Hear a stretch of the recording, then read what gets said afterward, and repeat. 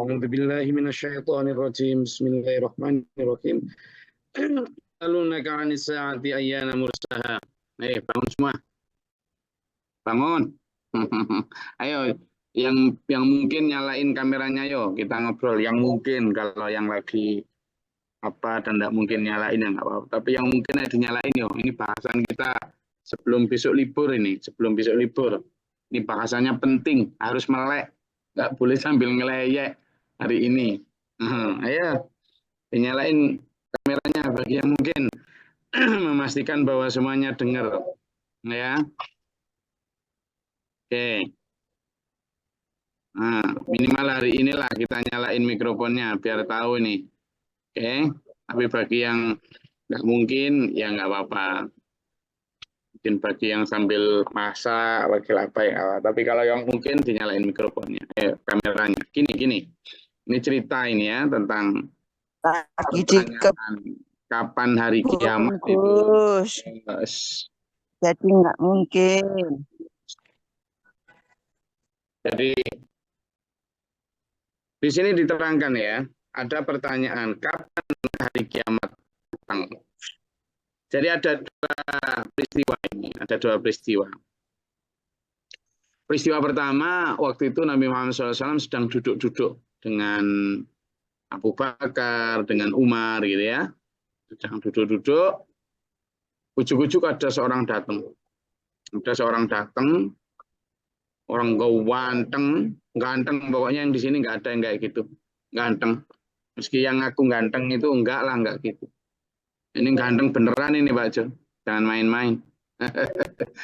Ini ganteng beneran, pakai jubah, ujuk-ujuk duduk di depan Rasulullah pas tuh. Depan Rasulullah pas, Abu Bakar, terutama Umar itu mau marah karena langsung duduk di depan Rasulullah. Itu. Kemudian orang ini langsung bertanya.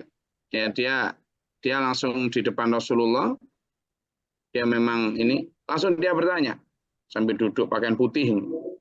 Hai Muhammad, beritahukan kepadaku tentang Islam. Maka Rasulullah menjawab, Islam adalah engkau bersaksi, tidak ada yang berhak diibadahi dengan benar, melainkan hanya Allah. Dan sesungguhnya Muhammad adalah Rasulullah. Lalu kamu menegakkan sholat, kamu menunaikan zakat, berpuasa di bulan Ramadan, dan bila mampu kamu ke Baitullah.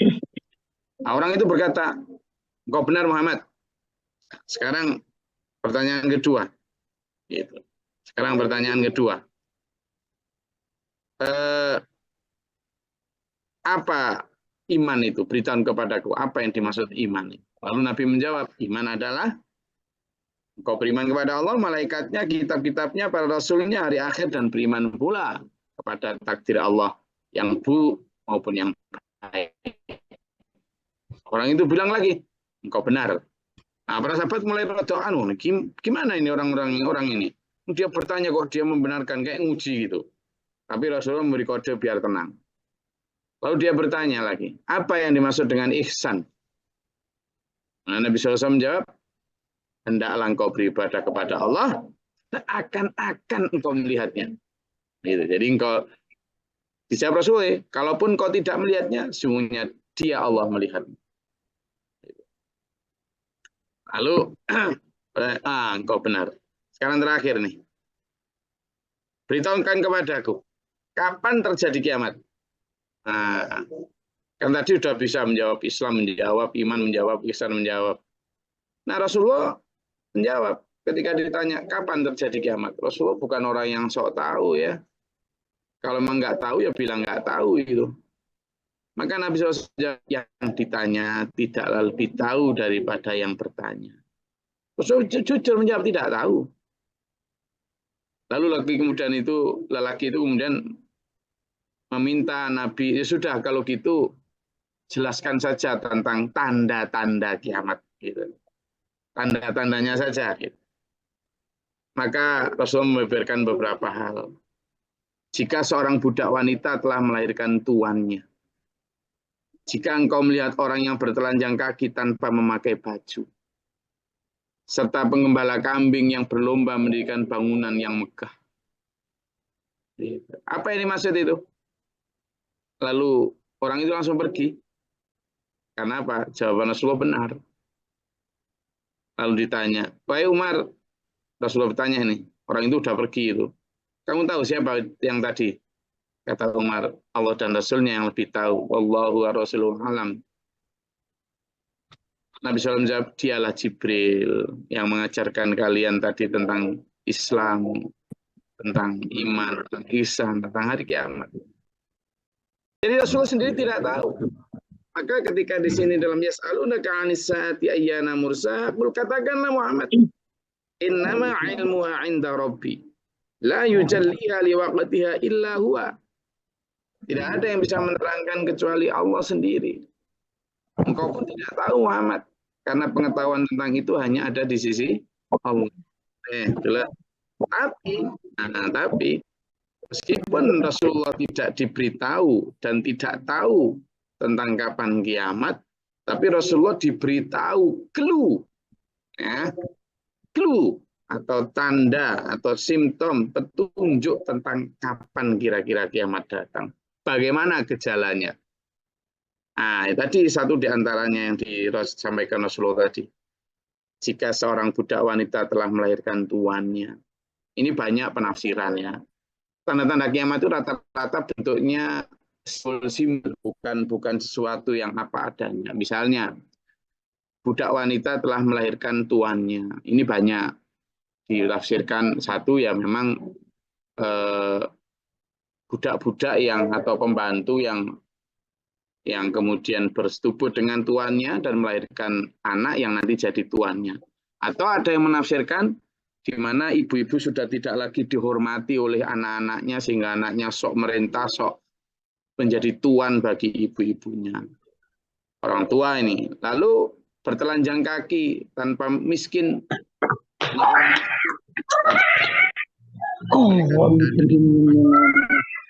Gitu ya. Kemudian ada lagi nih selanjutnya. Siapa penggembala? Penggembala kambing itu diibaratkan nanti di akhir zaman juga banyak orang melarat yang berlomba membangun bangunan. Ini terjadi semua sudah dulur sekarang. Di desa-desa itu orang-orang yang dulu miskin rumahnya sekarang udah enggak ada yang jelek-jelek. Hampir enggak ada sudah rumah bambu. Di desa saya aja udah enggak ada rumah bambu. Satu-satunya rumah bambu tersisa milik kami. Enggak ada sudah. Dan masih banyak lagi tanda-tanda kiamat. Nah, dulur, ini peristiwa pertama, di mana Nabi Muhammad SAW ditanya tentang hari kiamat, beliau jawab tidak tahu. Yang tahu hanya Allah waktunya. Tapi kita diberitahu tentang tanda-tanda. Antara lain tanda apa? Orang-orang miskin berlomba bangunan. Berlomba bangunan. Kemudian ada lagi, ketika nanti ada ditanya lagi, bagaimana tanda-tanda kiamat? Makanya antara lain adalah ketika sesuatu yang sudah tidak diserahkan kepada ahlinya. Kemudian Rasulullah menjawab lagi tentang hadis di dalam sebuah hadis diriwayatkan. Nanti akan banyak lagi. Satu di antara tanda-tanda kiamat itu adalah ketika urusan sudah tidak diberikan kepada yang ahlinya. Tidak diberikan kepada ahlinya. Khianat tertebar di mana-mana. Yang salah seperti benar, yang benar seperti buruk. Wanita berpakaian seperti laki-laki. Laki-laki berperilaku seperti wanita. Perzinaan merajalela. Begitu. Pembunuhan terjadi di mana-mana. Para pemimpin yang khianat, terus macam-macam. Ternyata kalau kita lihat dulu dari tanda-tanda kiamat yang ada dalam hadis-hadis sahih itu sudah terjadi semua. Sudah terjadi semua. Gitulah. Nah, kalau tanda kiamat itu sudah terjadi semua, apa persiapan kita? Nah, ini. Maka ada peristiwa kedua.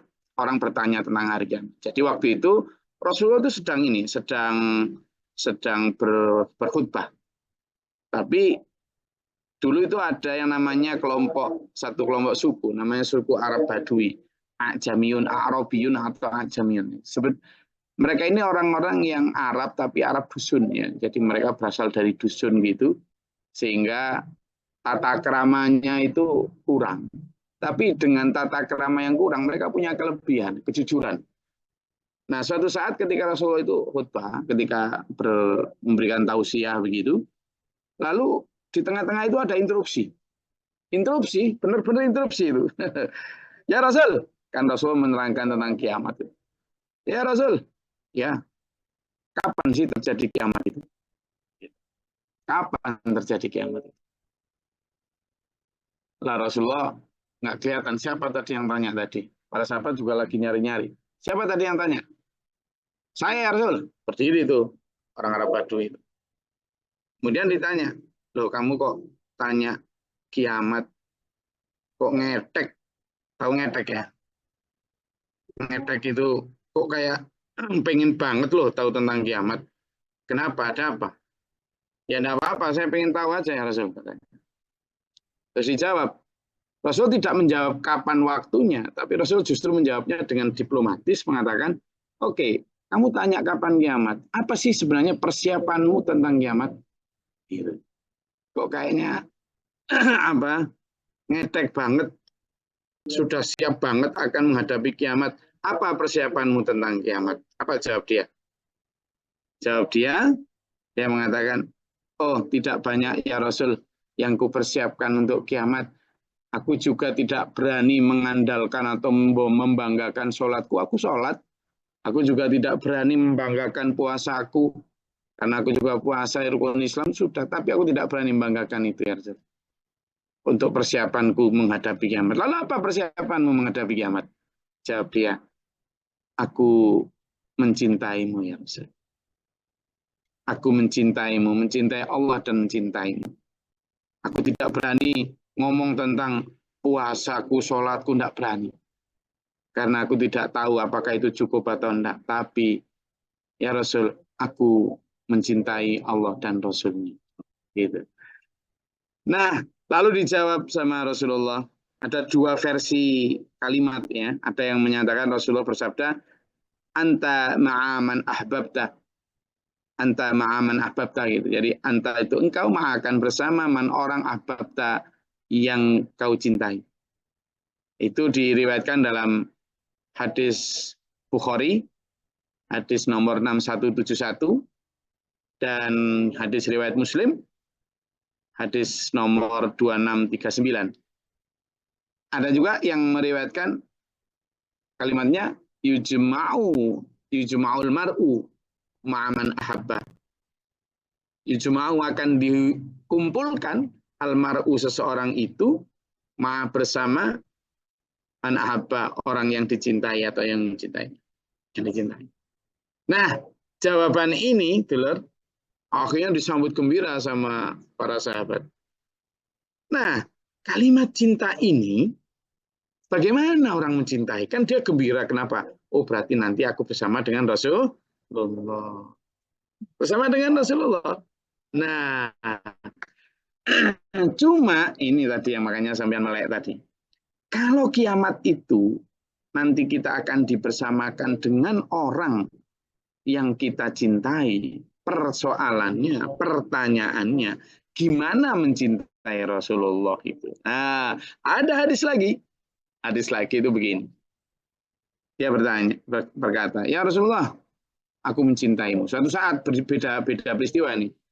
Ya Rasulullah, aku mencintaimu. Gitu. Kalimat itu dikatakan 3 kali. Sampai 3 kali. Rasulullah nggak noleh. Kemudian, ya Rasulullah, aku mencintaimu.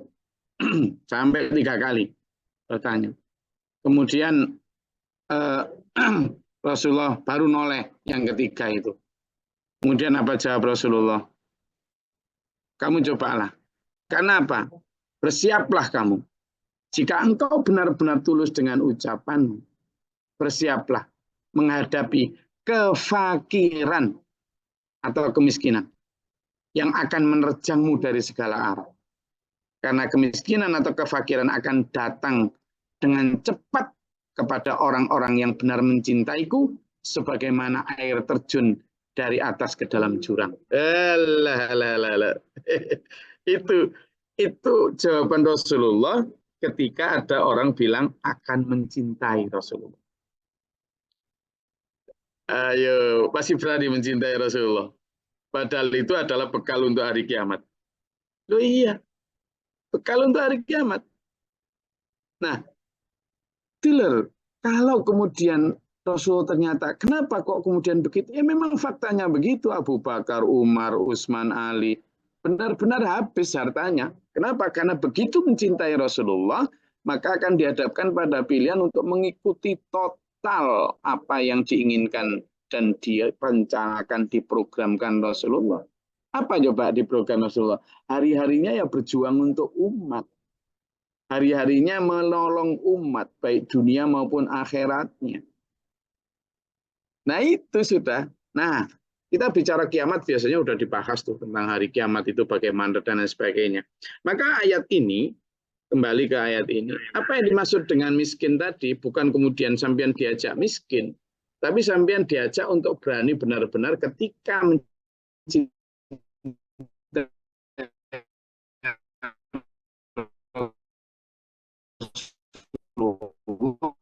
tidak hanya dengan cara melahir syair tentangnya, tidak. Atau tadi itu, bahwa orang akan dikumpulkan dengan orang yang dicintainya. Nah, kita mencintai Rasulullah itu harus siap berjuang untuk melanjutkan warisan Rasulullah Muhammad SAW. Itu tanda cinta. Dan itu tadi itu, kamu siaplah baju besi, kata Rasulullah. Kamu kok dari tadi nyolek-nyolek saya tuh nggak tak toleh kok masih nolek. Apa kamu? Aku mencintaimu. Jadi ya Rasulullah, uhibbuka, aku mencintaimu. Belum dijawab. Uhibbuka ya Allah. Ya Rasul, aku mencintaimu. Terakhir, inilah uhibbuka. Sungguh aku mencintaimu ya Rasul. Terakhir begitu. Lalu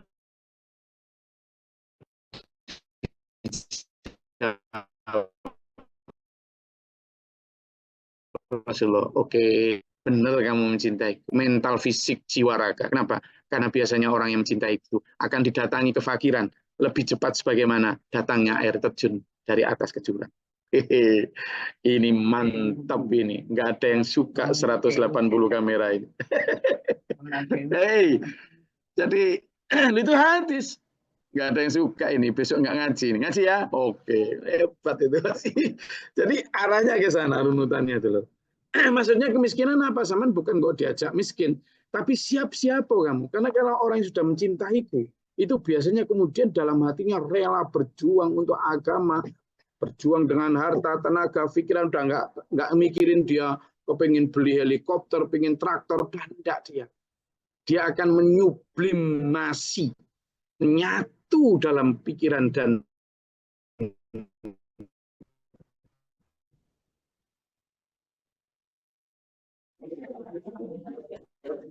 perjuanganku. Dan itu jadi kalau kita ini katanya ahlus sunnah Muhammad, dia itu kan pengikut Muhammad. Aswaja ahlus sunnah pengikut sunnah Nabi dan para sahabat. Nah itu para sahabat. Mereka nggak pernah bikin acara gelar sholawat besar-besaran sampai miliaran dengan lagu-lagu. Beliau nggak pernah. Tapi tanda cintanya itu, wah nggak main-main. Mengorbankan tenaga, pikiran, harta, bahkan nyawa untuk perjuangan bersama Rasulullah. Nah itu cinta benar. Itu bekal untuk menghadapi kiamat. Oh iya dulur, sama nanti coba googling sendirilah. Udah banyak itu.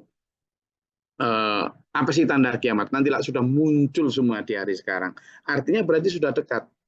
Sudah dekat. Kalau sudah dekat dulur, kiamat kubro ini, kiamat kan ada dua kiamat ya. Kiamat sugro, kiamat yang kecil. Kiamat sugro itu apa? Kapanpun kematian kita itu kiamat sugro, kiamat kecil. Berarti kapanpun bisa datang. Kalau kiamat kubro, kiamat besar adalah hancurnya semesta ini. Dan itu tanda-tanda itu. Itu pun sudah ada. Jadi baik kiamat kubro maupun kiamat sugro, persiapan kita adalah cinta Rasulullah, cinta Allah dan Rasulnya. Dan cinta Allah dan Rasulnya berarti kita siap untuk berkorban jiwa, raga, dan tenaga. Harta untuk kepentingan bangsa dan agama. Itu telah. Ya, jadi tentang kiamat itu. Taqulat fis samawati wal ardi la ta'tikum illa baghdatan. Kiamat itu akan terasa sangat berat baik untuk yang di langit maupun yang di bumi. Karena dia datang dengan tiba-tiba. Yas'alunaka ka'annaka hafiyun anha. Mereka bertanya kepadamu seolah-olah kamu tahu tentangnya, padahal tidak. Qul, maka katakanlah, innama ilmu 'indallah. Sungguhnya pengetahuan tentang kiamat hanya ada pada Allah, walakinna aktsarun nasi la ya'lamun, dan kebanyakan manusia tidak tahu. Jadi kalau ada video atau reel atau apa yang mengatakan ngitung-ngitung kiamat dengan kalkulasi matematis, udah nggak usah dipercaya. Hanya Allah. Nabi Muhammad saja nggak percaya kok kita mengandalkan matematika. Enggak, itu hanya milik Allah sendiri kapan kiamat datang. Tapi yang pasti dekat. Yang pasti dekat. Ada satu hadis lagi, Rasul pernah ditanya, ya Rasul, kiamat kapan datang? Dia bilang, Rasul bersabda, perhatikan nih, kiamat datang itu seperti dua jari yang nempel ini. Dekat sekali. Nah, dekat seperti ini. Bahkan Rasul menyatakan, dekatnya hari kiamat dengan aku, dengan masaku ini, seperti jepitan sandal dengan jarinya. Lah kan dekat banget. Padahal Rasulullah sudah 1.500 tahun yang lalu bersabda itu. Lah kenapa kok sampai sekarang belum? Karena kiamat itu peristiwa besar. Peristiwa besar. Jadi ibaratnya gini, kalau cuma peristiwa yang kecil-kecilan misalnya, kecil samaan misalnya Piala Dunia gitu ya. Piala Dunia itu yang Piala Dunia nanti 2026 kan ada Piala Dunia. Piala Dunia yang 2030 itu loh sekarang sudah dilelang siapa pelaksananya. Padahal sekarang baru 2024. Nanti 2030 itu kan masih sekian tahun lagi.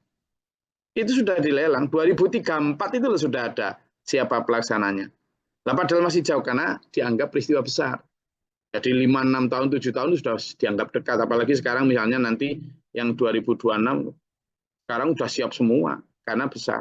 Tapi kalau pernikahan sampean misalnya paling ya dilenakan setahun gitu aja. Kalau anak sama nikah gitu setahun. Jadi kalau sudah tinggal 1 bulan dianggap sudah dekat. Padahal masih 1 bulan. Kecuali kalau saya yang bikin punya gawe. Kalau misalnya punya gawe kan 2 minggu gitu. Kapan mau rencana dinikahkan?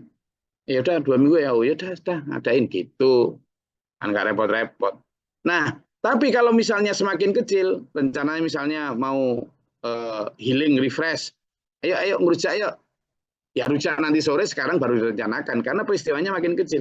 Tapi kalau peristiwa kiamat itu dulur, peristiwa hancurnya semesta. Jadi meskipun 1.500 tahun sudah terasa dekat. Karena umur semesta juga miliaran tahun sudah. Gitu ya. Maka ini sudah dekat. Apalagi sekarang ini dekat beneran. Kenapa? Karena tanda-tanda itu sudah muncul semua. Kalau di masa Rasulullah belum muncul. Sudah dianggap dekat. Apalagi sekarang yang tanda semua itu muncul. Maka be prepare dulu ya. Ayo kita prepare. Qul la amliku li nafsi naf'an wa la dharra illa ma syaa Allah wa la dharran illa ma syaa Allah. Nabi Muhammad tidak tahu dan tidak punya kuasa atas dirinya sendiri. Baik mendatangkan manfaat maupun menolak mudarat. Jadi kalau ada sekarang kiai maca dukun atau dukun maca kiai atau ustadz gus-gus kayak saya gini, lalu sok sakti, sok bisa mendatangkan apa, enggak ada. Rasulullah saja loh yang paling sakti di muka bumi, enggak ada.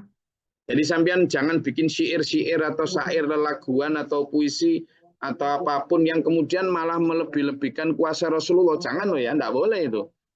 Ya Rasul, engkaulah yang bisa mendatangkan rizki. Ya Rasul, engkaulah yang bisa menyembuhkan orang sakit. Ya Rasul, engkaulah yang bisa mendatangkan hidayah cahaya alam. Jangan, enggak boleh kayak gitu. Itu namanya melebih-lebihkan, nanti ketularan kayak tetangga sebelah yang kemudian menuhankan Nabi Isa loh ya. Jangan. Kalimat ini penegasan dari Allah agar umat tidak terjerumus ke sana. Katakan Muhammad, gitu kan. Katakanlah Muhammad. La amliku li nafsi. Aku loh jangankan kok berkuasa atas orang lain. Berkuasa atas diriku sendiri loh enggak bisa. Menolak biar aku enggak sakit loh enggak bisa. Paladorron itu. Atau membuat aku biar sehat terus. Gitu kan. Naf'an tadi enggak bisa. Semuanya kecuali atas kuasa Allah. Masya Allah. Seandainya aku ini tahu hal yang gaib. Jadi kalau ada orang mau Gus, mau siapapun, mau syekh, mau apapun, mau yang dianggap wali, kalau kemudian tahu, oh Pak Jo ini bulan depan kayaknya akan dapat ini rumah baru, nanti dapat, alah, atau nanti misalnya Mas Mujianto kayaknya kamu bulan depan ini akan bertemu dengan apa, itu ramalan-ramalan kayak gitu nggak tahu. Rasulullah pun menyatakan walau kuntu alamul ghaib, nggak ada. Ayat yang lain menyatakan tuh bahwa tidak ada yang tahu yang gaib kecuali Allah. Sekali lagi, tidak ada yang tahu yang gaib kecuali Allah. Ya, tidak ada yang tahu yang gaib kecuali Allah. Itu sudah jelas. Jadi dalam banyak ayat tidak ada yang tahu tentang yang gaib itu. Misalnya coba buka ayat surat An-Naml, ya, An-Naml ayat 65. Ya. Kemudian banyak itu surat An-Naml, ada, saya kasih satu-satu aja karena waktunya sempit ya. Surat An-Naml ayat 5, kemudian surat Al-An'am ayat 59. Ya. Itu banyak hadis itu, nanti dilihat sendiri ya karena waktunya mepet. An-Naml ayat 65, kemudian surat tadi Al-An'am ayat 59. Kemudian hadis, nanti dilihat sendiri juga bahwa Rasulullah tidak tahu hal yang gaib. Itu hadis Bukhari nomor 7379. Rasulullah bersabda gitu, tidak ada yang tahu apa yang terjadi besok, kapan datangnya hujan, kapan datangnya hari kiamat, dan di mana seorang akan meninggal dunia kecuali Allah. Itu hadis Bukhari. Kemudian ada lagi hadis yang juga tentang itu, bahwa hanya Allah yang tahu tentang yang gaib. Itu hadis Bukhari juga, hadis nomor 4328, nanti dicari semua. Ya. Nah, di sini menunjukkan bahwa Allah yang paling tahu, yang maha tahu. Dan juga Rasulullah tidak bisa mendatangkan manfaat atau menolak mudarat, semua Allah. Kenapa? Kalau walau kuntu a'lamul ghaib, kalau seandainya aku tahu yang gaib, la astakthartu. Aku tentu memperbanyak kebaikan, minal khair, dan wa ma massaniyasu, aku bisa menghindari hal-hal yang buruk terjadi padaku. Buktinya aku enggak. Aku dilempari batu yang masih kena, berdarah, berarti aku enggak tahu. Gitu ya. Kalau itu aku nggak bisa mencegah kekalahan di Gunung Uhud, semuanya karena Allah yang tahu. Jadi kita, in ana illa nadhiru wa basyirun. Aku ini hanya seorang pemberi peringatan tentang ancaman neraka, dan aku wa basyirun, dan pembawa berita gembira tentang iming-iming surga. Liqaumi yu'minun, tapi bagi orang yang beriman. Kita mudah-mudahan menjadi orang beriman tuh lor ya, yang kemudian takut terhadap ancaman neraka, kepincut terhadap tawaran surga. Monggo, kalau ada yang mau ditanyakan atau dinyatakan, silakan, ada waktu sedikit, monggo. Masih melek semua toh?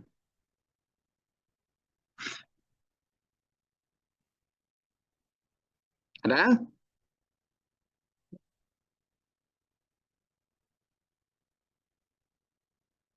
Tapi masyarakat tuh masih tergiring dengan opini-opini apa kiamat tuh bisa ditentukan waktunya itu Gus. Ya tidak dipungkiri sih karena mungkin faktor pendidikan dan lain sebagainya.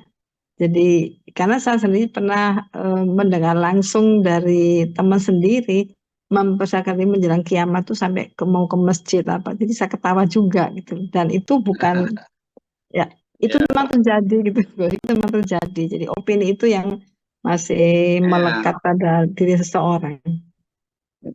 Jadi kadang memang ya mungkin upaya-upaya setan di hati manusia yang mencoba menggiring manusia malah sibuk pada tentang kapan waktunya segala macam. Padahal Rasulullah coba ketika ditanya itu, Rasul justru mengarahkannya kepada apa sih persiapanmu gitu. Sehingga apa? Seandainya pun kiamat itu masih sekian puluh tahun lagi, kamu itu siap dengan kiamat sughromu, karena setiap masing-masing manusia akan menghadapi kiamat sughronya, yakni apa? Kematiannya. Sehingga kapanpun kamu harus dalam keadaan tadi mencintai Rasulullah, mencintai Allah. Itulah.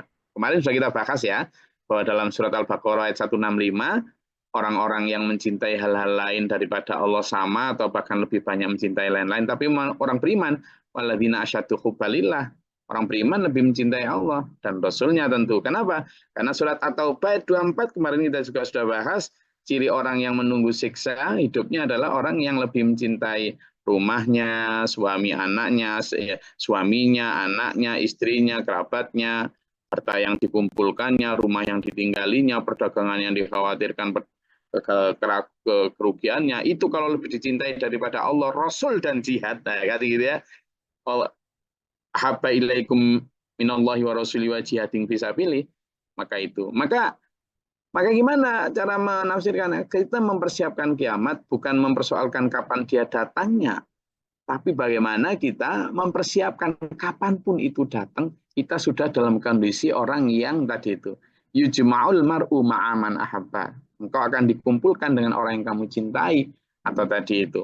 Kalimatnya jelas bahwa kamu akan bersama dengan orang yang kamu cintai. Karena jelas kalimatnya kalau pertanyaannya adalah, ya Rasulullah kapan hari kiamat?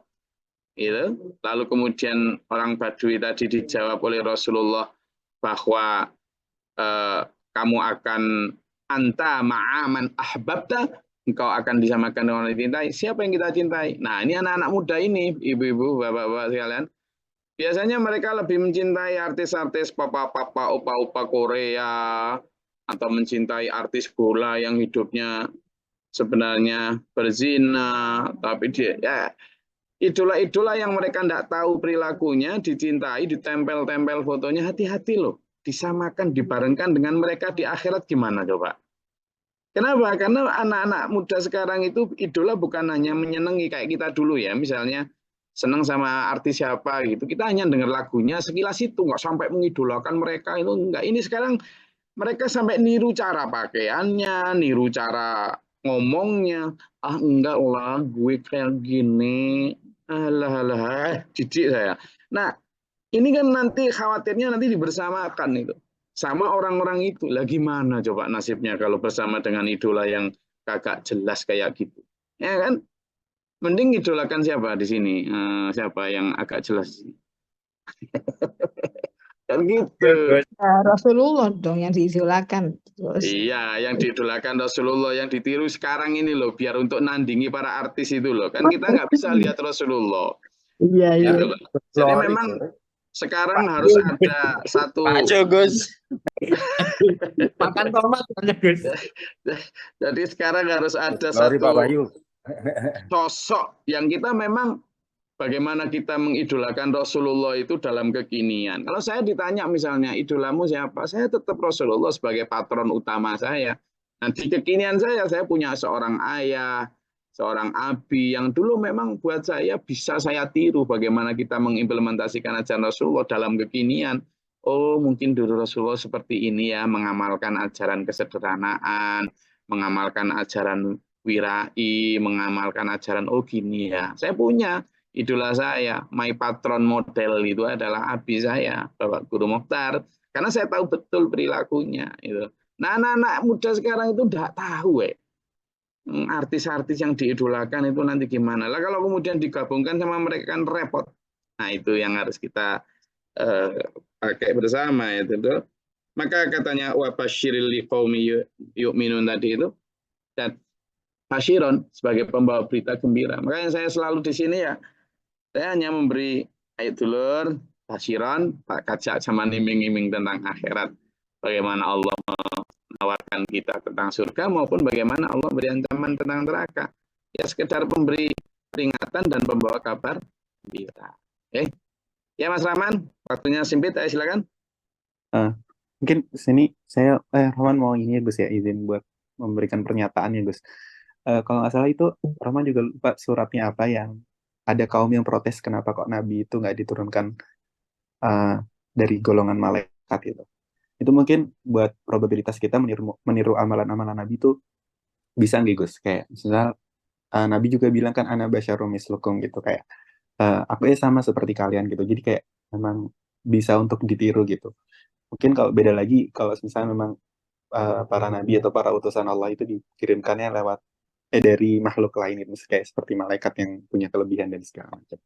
Itu mungkin Gus pernyataan yang mungkin bisa Ya, saya sudah pernah jelaskan itu, Mas Rahman. Jadi itu ada dalam banyak ayat. Kenapa tidak diturunkan dalam para malaikat gitu? Ya karena memang justru dengan diturunkan melalui para nabi itu untuk bisa ditiru langsung. Karena malaikat tidak punya jasad, toh. Nanti malah repot, susah, tidak bisa diajarkan bagaimana prakteknya gitu. Banyak itu. Maka Allah mengutus Rasul dari golongan mereka sendiri, maksudnya manusia, itu justru untuk mengajarkan, memberi teladan. Karena kalau dari malaikat nggak bisa. Itu ada, kenapa diturunkan dalam berjiwa seorang Rasul dari golongan mereka itu di surat Ali Imran ayat 164, dan banyak lagi. Dan mereka memang bertanya, kenapa sih nggak kok suruh malaikat saja gitu. Ada banyak dalam ayat lain. Jadi benar itu, kalau yang surat tentang manusia ana basyarum mithlukum di surat Al-Kahfi ayat 110 itu juga gitu. Ana basyarum mithlukum, aku manusia biasa seperti kalian. Itu justru kalau aku ngajarin kamu puasa, aku ngerti kok itu apa lapar itu ngerti karena aku juga lapar gitu kan. Nah, aku lapar gitu. Aku ketika ngajak kamu tahajud, aku juga ngerti, aku ngantuk. Tapi justru karena aku ini manusia biasa, aku beritahu mampu kok gitu. Itu. Nah, dalam surat Al-Isra ayat 95 Mas Rahman, itu ada juga. Coba dibaca terakhir, belum kita akhiri. Al-Isra sebenarnya. Ya. Bismillahirrahmanirrahim. Katakanlah Ya. Muhammad, sekiranya di bumi ada para malaikat yang berjalan-jalan dengan tenang, niscaya kami turunkan kepada mereka malaikat dari langit untuk menjadi rasul. Nah, itu. Jadi kan nggak mungkin malaikat dibawa di dunia terus kemudian nanti ke pasar, gimana caranya berdagang, kan nggak mungkin. Maka diturunkannya para malaikat itu tadi surat Ali Imran ayat 165, nanti dilihat sendiri. Kenapa? Untuk mengajarkan. Kenapa? Untuk memberi teladan. Sehingga manusia nggak begini sekarang. Ketika ada Quran diajarkan terus, wah berat itu hanya untuk Nabi Rasul. Ngaji di SPMA sama Gus Glory itu keberatan itu. Nggak gitu, itu kan untuk Nabi, untuk Rasul. Loh, justru Nabi Rasul turun itu untuk kita tiru. Gitu loh. Bukan untuk hanya kita pajang kaligrafinya atau kita lagu-lagukan syair sholawatnya, kita tiru gitu ya. Terima kasih, saya rasa itu kajian kita. Besok libur ya, kita ketemu lagi insya Allah hari Sabtu. Kita ketemu hari Sabtu dengan tetap semangat. Besok baca surat Al-Kahfi bareng-bareng ya di rumah gitu sama anak istri atau di musola. Anjurannya itu Pak. Oke, kita insya Allah ketemu hari Sabtu, mudah-mudahan bermanfaat. Allah merahmati kita, menuntun kita dalam siratal mustaqim. Min Allahumma sholli wa sallim barik. Allahumma fil mu'minin wal mu'minat wal muslimin wal muslimat. Allahumma ahdina fi man hadayt wa afina fi man afayt. Astaghfiruka wa atubu ilaik. Allahumma tu'ana al-bala wal wabah wa tahsina min jinni syaitan. Semoga rabbana natina wa lana sabina min qawmi zalimin. Rabbana wa la taj'alna fil qawmi zalimin. Allahumma rfa' darajatana. Rabbana ma nafaqtu bina ma asyahidin. Rabbana la tuzigh qulubana ba'da idh hadaytana wa hab lana min ladunka وَرَبَّنَا وَلَنَا وَارْحَمْنَا أَنْتَ مَوْلَانَا فَانصُرْنَا عَلَى الْكَافِرِينَ أَنْتَ مَوْلَانَا فَانصُرْنَا عَلى الْمُنَافِقِينَ أَنْتَ مَوْلَانَا فَانصُرْنَا عَلى الْمُشْرِكِينَ أنت مَوْلَانَا فَانصُرْنَا عَلى الْكَافِرِينَ أنت مَوْلَانَا فَانصُرْنَا عَلى الْحَاسِدِينَ أنت مَوْلَانَا فَانصُرْنَا عَلى الْفَاسِقِينَ أنت مَوْلَانَا فَانصُرْنَا أنت مَوْلَانَا فَانصُرْنَا عَلى الْمُجَاهِدِينَ رَبِّي أَعُوذُ بِكَ مِنْ هَمَزَاتِ الشَّيَاطِينِ وَأَعُوذُ بِكَ رَبِّ أَن يَحْضُرُونِ اللهم تعالى نبأ برحمتك اللهم أنزل علينا رحمة ويرد قتل المتقبلات الرحمة اللهم أفرج لنا صبر الصابرين ربنا هب لنا من أزواجنا وذرياتنا قرة أعين ربنا آتنا في الدنيا حسنة سبحان ربك رب العزة عما يصفون وسلام على المرسلين الحمد لله رب العالمين والسلام عليكم ورحمة الله وبركاته Waalaikumsalam warahmatullahi wabarakatuh. Matur nuwun, Gus. Allahumma